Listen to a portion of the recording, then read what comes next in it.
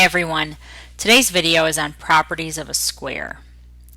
So let's take a look at a square here, and first we'll talk about the sides and angles of a square. So as you can tell, the sides of a square are all congruent, meaning that they all have the same length. And you can tell that because of the tick marks. Since there's one tick mark on each side, that means they are all congruent. Next, let's take a look at the angles. The angles of a square are all congruent, meaning that they have the same size and measure. So you can see that all four angles are 90 degrees. And remember that a 90-degree angle is called a right angle. So a square has four right angles.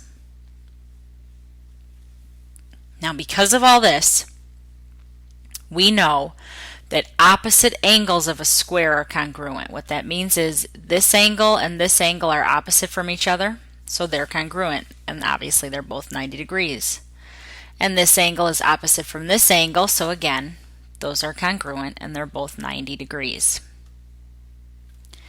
Then it says opposite sides of a square are congruent, so they're talking about this side and this side. Those are opposite from each other, so those have the same length.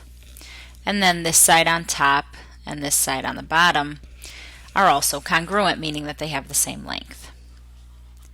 And the final thing that we know because of all this is that opposite sides are parallel.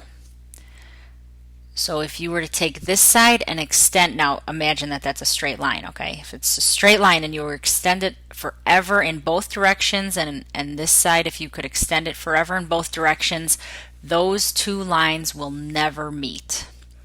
And the same thing goes for the opposite sides. So if I could extend this line on top forever in both directions, assuming that it's straight, and again this side on the bottom forever in both directions, those will also be parallel, meaning that they will never meet. Now let's talk about the perimeter of a square. In order to find the perimeter of a square, you just add up all the lengths of the sides. So here each side is called x, and they all have to be the same because we know that the sides are congruent. So all four sides are called x. And the way you would find the perimeter is just add up x plus x plus x plus x, and you would get 4x. The other way to do that is to just multiply 4 times x because there's four sides and they're all the same length. And finally, to find the area of a square, you multiply the lengths of two sides together.